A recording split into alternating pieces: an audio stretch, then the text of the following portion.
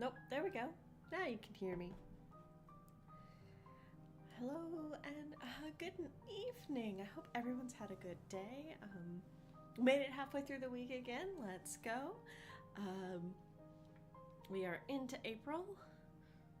If you like gaming, the Nintendo Switch 2 is announced officially, and I'm very excited for that. But yeah, we're gonna talk about The Buried and the Bound. I'm sorry I'm running a little late. I had plenty of time to make my little presentation, and then didn't for no foreseeable reason. So if you're like, hey, this one doesn't look as good as some of the others, yeah, that's on me. I will say, I may just chat a little bit more at the end about the book. I have some opinions. I've already ordered the sequel, so from the get-go, I really enjoyed this. Is my tracking good today? Looks okay for the most part. Okay. So, we are going to be doing The Buried and the Bound. I didn't know, so this was a blind read, but I will admit that between that name and this cover, I was like, I don't know what this is. The name doesn't seem to go with the cover. I didn't read the inner flap. I just was like, cool, we're gonna read this. I'm so happy. I really liked this book. I will say this before we dive into this recommendation. If you don't like multi-perspectives,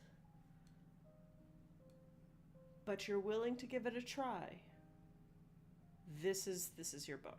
This is a good book to do multiple perspectives done really well. It's also one of the most distilled novels I've ever read, in that if something doesn't move the plot along, it's not there. It's kind of the antithesis to Tolkien. This is not half a page of The Battle of Helm's Deep and 3 pages of The Mines. No. Well, I'm describing the caves, excuse me, not the mines. But no, this is it may not be super action-y, but it's always moving forward. So let's get this started. As per usual, this is meant to entertain and inform, and I do not hold any other rights to the works described. I hope you enjoy. I'm going to say this now. Of the 3 creatives that I looked up for this, finding any information on most of them was hard. One of them I finally found a fairly okay once I finally found her name, but it was very hard for me to look these ones up. So let's get into this. This is The Buried and the Bound by Rochelle Hassan. So the publishing details. This was first published in 2023 by Roaring Book Press. It is part of a series now. It is the first one. Excuse me. Ow. Oh. Sorry about that. It is book 1 of the Buried and the Bound trilogy. Book 2 is already out. I'm delighted. As I said, I've already ordered it. This is the original cover, illustrated by Helen Mask. She is an Oregon-based illustrator who typically does her line work in ink and then digitally colors. She's worked for various game studios, companies like Hit Point Press and DC Comics, among others. I will say, Google her website and go look at it. It's super pretty, and like under her sketch tab that has all of her sketches, well, not all, but has her sketches. It's very like Faye meets Muka-esque drawings. Sorry. It's super pretty. I really like it. This is not the cover I had, but this illustrator was the easiest person to find information on. And even then it was sparse. I'm how do I say this without sounding strange? Um I know the old adage, don't judge a book by its cover. But because the cover is what sells the book to so many people, I really wish it was easier to find out who did the covers for a lot of these books. So because I didn't have this cover, and it was very hard for me to find the illustrator's name. Thank goodness the author posted it on social media, because that was literally how I found it. But I would like to give credit to these people. I have books. I have books I love. I have Tamora Pierce books, where I love the book. The book's gonna the guts of the book are gonna be the same, whatever the cover. There are specific covers of some of those books. The super old covers of the Song of the Lioness Quartet. Those are the ones I want. The first cover for Shattered Glass that has the illustration. That's the one I want. But they've had reprintings and various covers, and it's like, I want that specific cover. That specific cover spoke to me. I want to know who made that cover. So I really wish that, like, the publishing industry or the illustrators themselves somehow would make themselves easier to find so I can give credit to them. Especially since I'm like, oh, I don't want to give credit if I can't find the illustrator. And then I'm like, I didn't have this cover. I know it's the original cover. How do I find the illustrator? I was very upset. It took a long time for me to find this. And maybe it's because I don't do social media, so that might be part of it. This is the alternate cover. This is also the Owlcrate cover. Sorry. So I think I've told you I get Owlcrate. This one actually had the name of the illustrator. I was so happy. And then I went to look up the illustrator, and I'm like, I can find very little information. I know that they are a German illustrator. That is what I know. What I did find appears to be a lot of, like, cats and animal type art, which is super pretty. But I wasn't entirely sure because it didn't often have this name. It had a different handle, and I didn't want to accidentally give you all this information about one person and that's not who it is. But I was able to find, I pulled the name literally off of the book I have, so I know this is the correct name.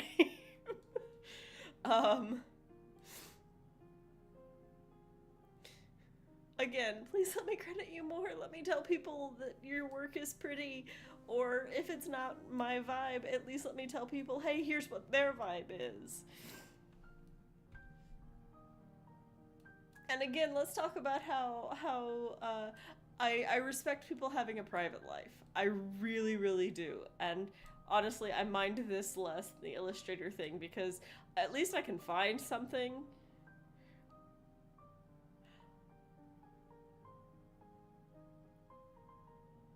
Why does that word look wrong? Why is my English major brain scratching all funny? Hang on. Let me check something.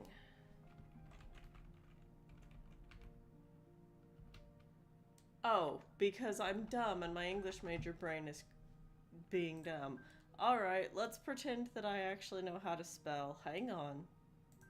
Hang on, darlings. Give me a second. I can fix this. Nope. Stop that.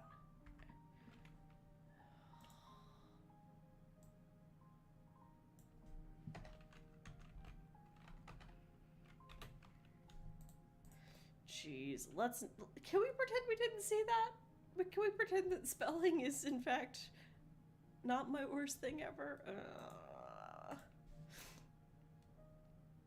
Ta-da!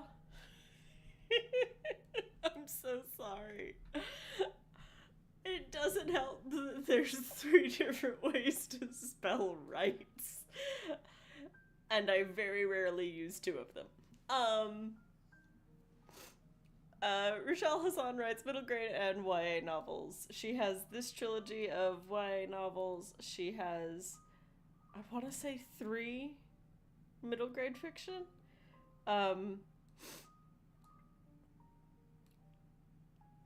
She doesn't currently have a prolific library, so it is very easy to look her up and see what she's written. It's not like when you go to look up like Anne McCaffrey from last week, where you've got a massive page of dozens of books. 5 to 6. They all seem to be about magic, which, considering how well this one was written, sounds like they would all be my vibe in some way, shape, or form.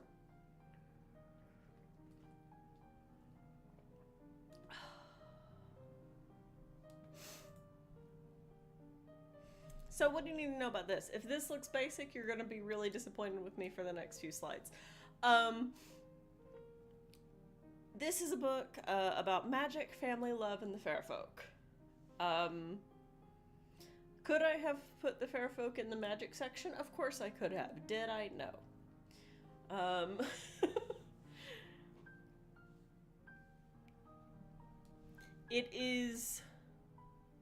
It isn't the fastest read, but it is a steady read. You don't feel like you want to put it down at any point. You can just read it.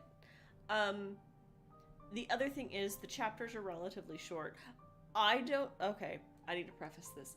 I don't care about chapter length for the most part. I'll read. I don't care what the length of the chapter is. I'm going to read the words off the page. However, because this has multiple perspectives, the fact that the chapters are short, and with very few exceptions, they go in the same order every time, you get a lot of perspectives very close together, which just kind of makes it all feel flowy. There is some time, there is time passing, but there's not such a long time passing. So it's not like you have, 6 months time jumps type thing. And now for you to all be disappointed in me. So your main characters are Tristan, a lonely necromancer bound in service to a hag. Also, nothing on here is spoilery. Aziza, who is an orphaned hedge witch who lives with her grandfather. And Leo, a cursed boy who is trying to find or remember his true love. His curse made him forget he's got holes in his memory. And rather honorably, which is Leo to a T, his driving force in life is not filling the holes with other things, but finding the person who belongs in the holes in the first place. It's really sweet and really cute and just absolutely delightful, and I want to hug all 3 of these people for different reasons. They all deserve hugs. So, for the magic in this world. The magic in this world feels like D&D light. And what I mean by that is there are times, mostly with Tristan and Leo, where magic things happen. And I'm like, that looks like this spell, or that looks like how this monster from D&D would act. And yes, I know D&D is not original in most of its monsters. It pulls from something else. But like,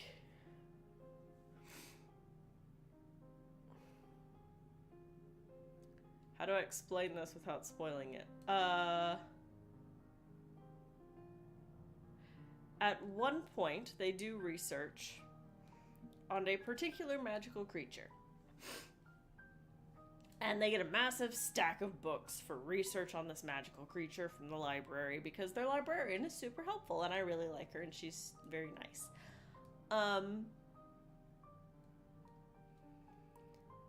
And then you see how the creature actually acts, and it doesn't act like any of those things.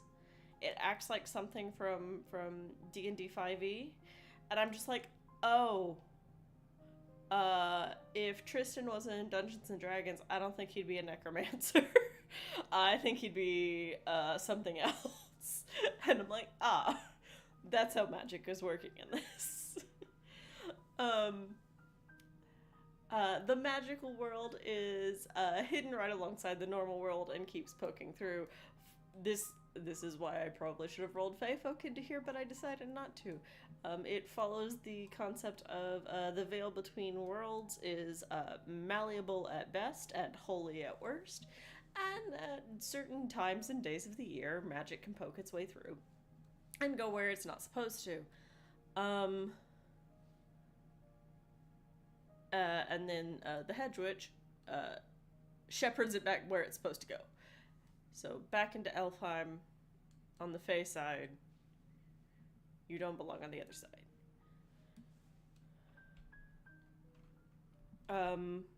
I will... I can't say that. Look, I really like the magic in this. It's a lot of fun. It's the closest comparison, and because I didn't put recommendations at the end of the slideshow, I'll say it here. The closest in comparison I can put to this is the Young Wizards books by Diane Duane. Not because the magic lines up, because the magic is nothing alike, but because the cost of the magic is similar. It's, I can do so much with zero repercussions, and then I hit a point and, hey, I'm gonna start getting tired, or it's going to require blood, or I'm going to need tools to do my work, or I'm gonna have to start bargaining things like fingernails. Like, it's very much magic is free and magic is easy up to a point. And it is easier for some than others. So that's what I'm going to say about that. I really like the magic in this book. I really like this book, just flat out. This is a book about family. It is both about family of choice and family of blood.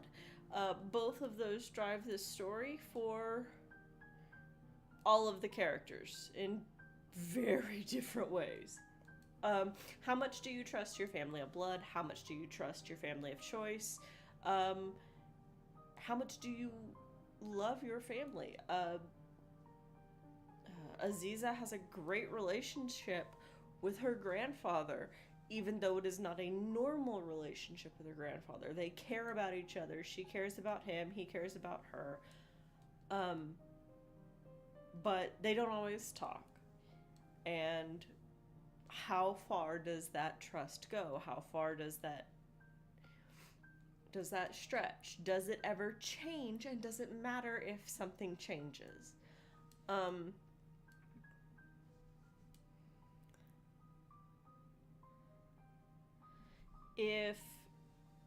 If family is, well, no, I'll talk about this on the next slide. So it is a book driven by family. Everybody has some kind of family, good, bad, or otherwise. And how does that shape you? My favorite part about this is a book about love, but not about romantic love. Like, there is romantic love. Basically, there's every type of love in this. There is love of a parent for a child. There is love of siblings. There's love of home. There's love of, like, a place. There's love between friends and best friends, and, like, yes, Leo is looking for his true love, and there is true love and romantic love there, but there's also the how far would you go for the person that you have decided, they're my best friend. Do they know it? Of course not. They're not paying attention to that, but they're my best friend. And you love them, so you're gonna help them. And how much do you love the place you're from, and how much is it the place you're from and the people who are there? Tristan is very lonely, but that doesn't mean he doesn't have things and people he loves. So Leo is the most stereotypical in what does love look like. Love looks like Leo. Just straight up, love looks like Leo. And Tristan is very much... If Leo is what we think love looks like, love in action looks a lot more like Tristan. And then how do you balance love of family, love of home, love of people, love of duty, love of... How do you balance that kind of love is very much what Aziza is. She spends a lot of the time trying to separate herself from becoming attached to people. But she has people she likes, and, like, she loves her grandfather.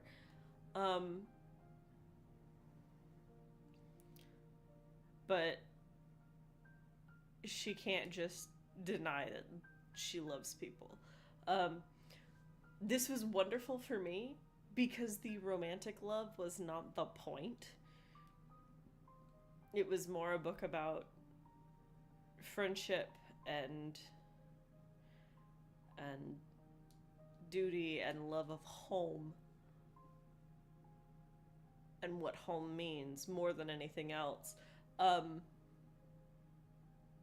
That I didn't have to be like, hey, my adventure book has turned into a romance. Didn't happen. My pseudo mystery adventure light D&D, like D&D and Monster of the Week got combined. Yeah, it was fantastic. I love all three of the main characters. I loved the side characters that I was supposed to like, and the side characters who were awful, I didn't like. Even if they were introduced kindly, and that was a choice. There are some characters that I think I dislike more than I should, and I don't feel bad about that. They deserve my dislike.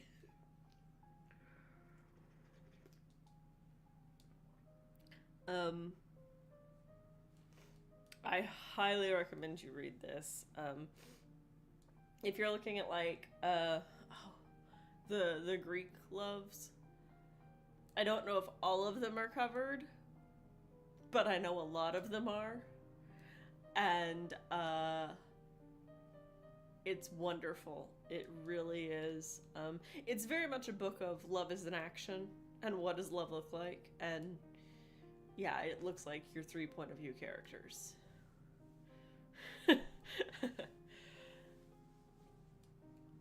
Oh, they also are in high school. So if you're wondering, what age are my main character? High school. They're high school aged. And then this is a book about fair folk. In addition to, like, necromancers and ghosts and other creepy bad things, your primary otherworldly magic is fair folk. So we're talking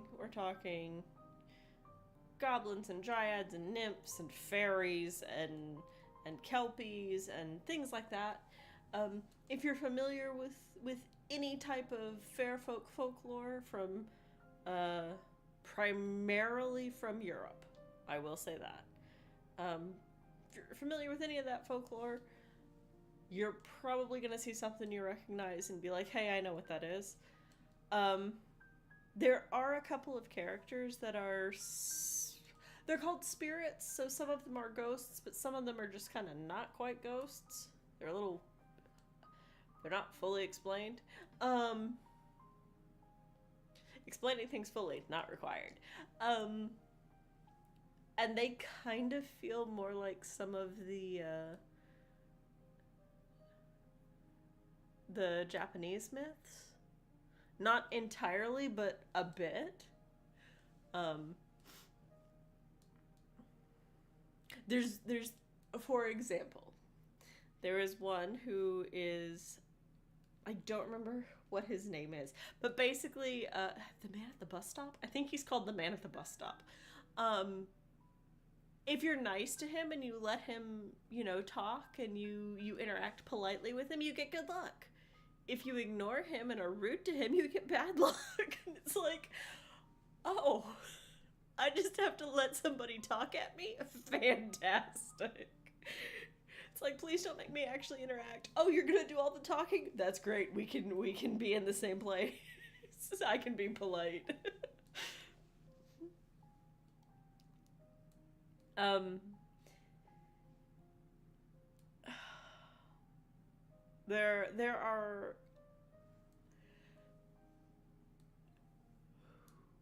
there's also all of the traditional Fairfolk repellent of salt and iron and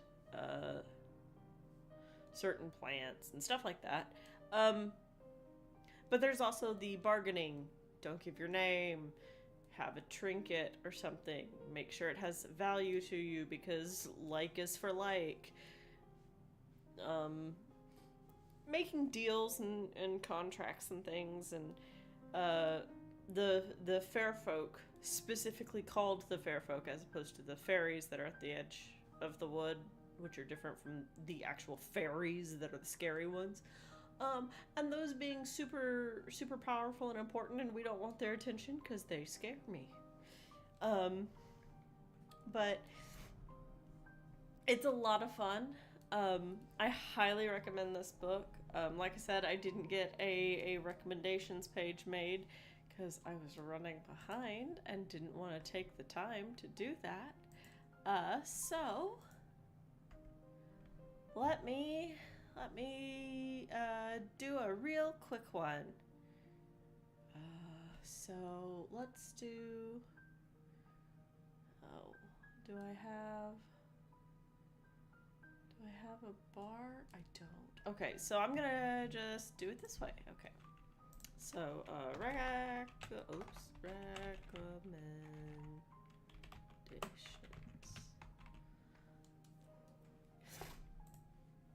So, first recommendation is absolutely hands down. Support your local. No, that's the anthology. What's the first one? So You Want to Be a Wizard.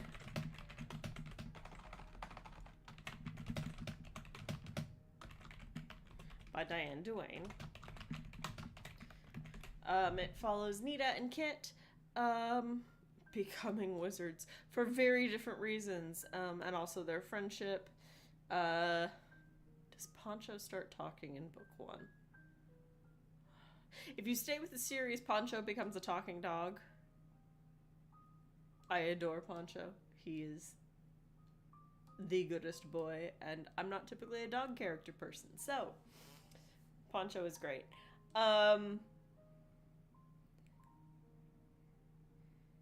But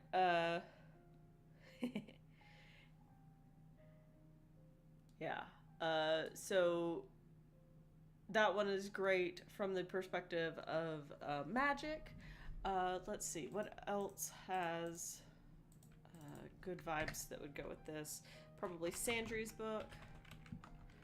I will put this up in a second. I am literally typing this up as I'm talking. So Sandry's book by Tamora Pierce. Ooh. Look, I can't spell on a good day. Don't make me spell and talk at the same time. It is the first book in a quartet, which then has a sequel quartet, 2 standalone novels, and no, 3 standalone novels. Will of the Emperor's Melting Stones and Battle Magic.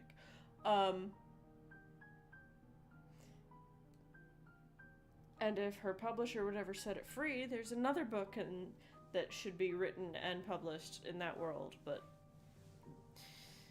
look, large publishers aren't always the best for everything. It is the first book in a quartet. It is multi-perspective. It follows 4 students of magic. Sandry, Briar, Dasha, and Triss. I adore all of them. Sandry the least. Sandry gets so much hate from me. I kind of feel bad about it, and then I remember why I don't like her character, and I'm like, no, she deserves it. But I highly recommend it. Like, as much as I don't like Sandry by herself, as part of a whole, she is a necessary part. Um, and while I wouldn't read a whole series about her, I don't mind the fact that some of the stories in the world of Imelin focus on her. Let's see, what else? Well, you know what? No, I'm gonna include it because it's the easy answer. Is Kith and Ken?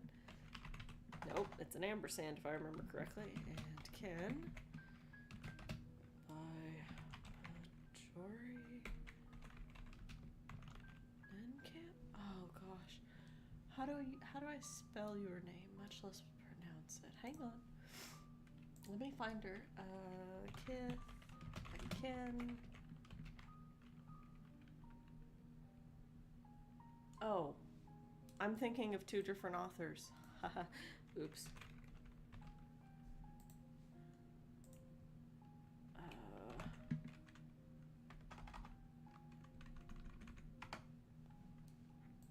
Okay. Nycamp. Nycamp. How do I spell? There it is.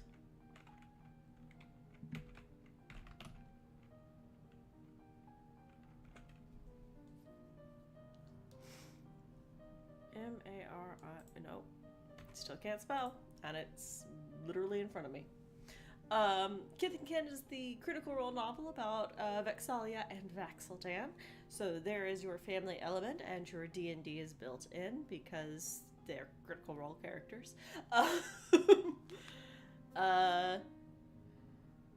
There's also, you know, magic and undead and spooky things and that, so it vibes very well with this one. I will say, if you're looking for a super spooky vibe, even though Tristan's a necromancer, it's not super spooky. I don't think it's spooky at all. I think it's a lot of fun, but I don't think it's spooky. And then let's see. Normally I do 4. Normally I do 8. Normally I do 4 on 2 pages. But we'll settle for 4. Let's see. Off the top of my head, what else? What else would be a good recommendation to go with this?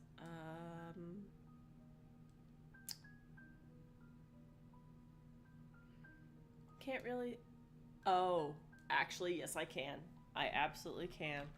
Let me make sure I get the correct title.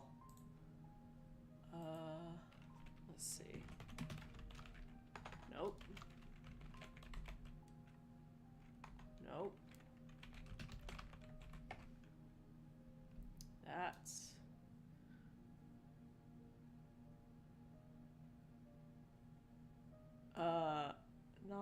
not Chaucer, the other one. There it is.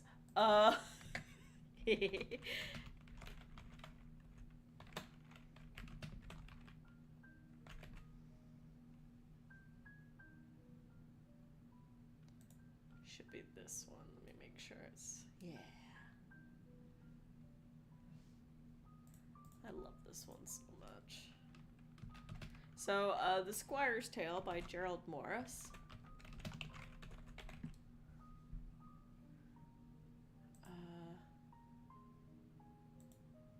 Oh no.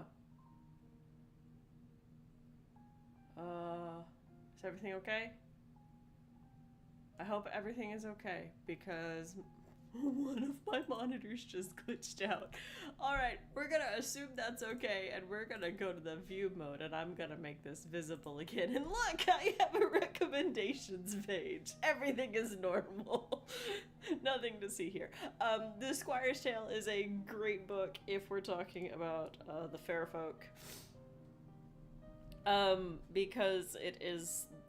The main plot line of the first book is Gawain and the Green Knight. So, fair folk and fairies abound.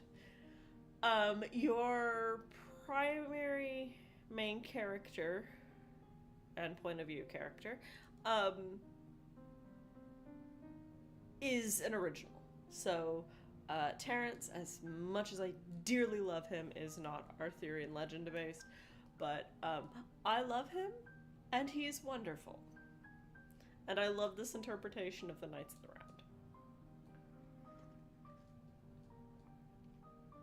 I'm going to say this. I know a lot of people find Gawain boring because he is the most straightforward of Arthur's knights. This series is why I fiercely refuse that, even though I know, like, in most of the canon, with the biggest air quotes because Arthurian myth, lore, he is the most boring. No, he's not. Gerald Morris made me love him too much for me to ever call him boring. Basic, maybe. Boring, no. I like him too much. But yeah, so these are my recommendations based off of The Buried and the Bound. I've already ordered the sequel, so I have the same cover illustrator, and it's gonna have similar binding and all, so it'll match. Which, I'm not always the person who needs matching covers, but sometimes I am, and like, if they sell matching covers, why wouldn't I get it? I will say I am looking forward to sequel summer, because there are certain books where I'm like holding myself back from reading the sequels, that I'm like, I need to hold back and read the sequels for sequel summer, and then I'm like, I want to read them now. It's like, can I read ahead? Probably. It would stop me from doing something silly like what I did this week, where I absolutely had the time to make this presentation and not stress out about it and not accidentally start streaming late. And did I? No, absolutely not. Of course not. That would be logical and make sense and be the responsible thing to do. But yeah, the surprise for the week, because I told you to look forward to one. What I originally wanted to do, I ran out of time. So, alternate plan B is I will probably be streaming a little bit on Friday, and I will be reading part of an epic poem. I have to decide which one I'm doing, but that is the surprise for Friday, is I will have a second stream, because I think Friday is the exact day, but that should be my 2-year anniversary of streaming. So happy anniversary to me. Let's read poetry. Only not Poe. We're not doing Poe. I can't do funny voices right now. But yeah, I'll pick something.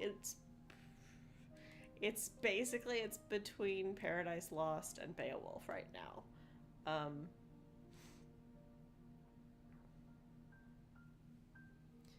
So I have to figure out which one I'm doing. I know if I was gonna be like timely and catch a trend, I would do the Odyssey or the Iliad or the Aeneid if I was crazy. But I really don't feel like reading those, because I know for a fact that those have like lists of boats and lists of names in them. So does Beowulf. So does Paradise Lost. But to my like, as far as I can remember, they have less of them than the Odyssey, the Iliad, and the Aeneid. So we're gonna leave those 3 out of the running, and we will deal with either Paradise Lost and Beowulf. I hope I have Tolkien's translation of Beowulf. I'll read whichever translation I have, because I do have a translation, but the nerd in me desperately hopes I have Tolkien's, although the newest, I think I mentioned this last time, the newest translation is by Seamus Heaney, who is a poet I really, really enjoyed. So, like, that's not the end of the world, but also the absolute nerd in me insists on Tolkien. But yeah, so that is that. I will be reading another book for 2 weeks from now, and I will see you Friday when I figure out which epic poem I'm reading. It will be at a different time, because I will be trying to stream for longer. Normally, when I'm strictly reading, I get about 2 hours and I'm done. I'm going to try for a longer stream, so I'm gonna start earlier. Because I do have some obligations for the weekend. But yeah, I hope all of you had a good evening. I highly recommend checking out The Buried and the Bound. Like I said, if you're looking for a multi-perspective that is easy to get into, this is the one. I will say the edition I have, the Alcrate edition I have, because I can't speak for the other one, at the top of the pages tells you who the narrator is. So even when they randomly threw it out of order one time, you could look at the top of the page and be like, oh, this is Tristan. Phenomenal. Whoever decided to do that, whoever designed that part of the layout on the page is brilliant. I need more things that have multiple perspectives that do that. So I will see you soon. I hope you have a good rest of the week, and hope you can join me on Friday. I'll see you then.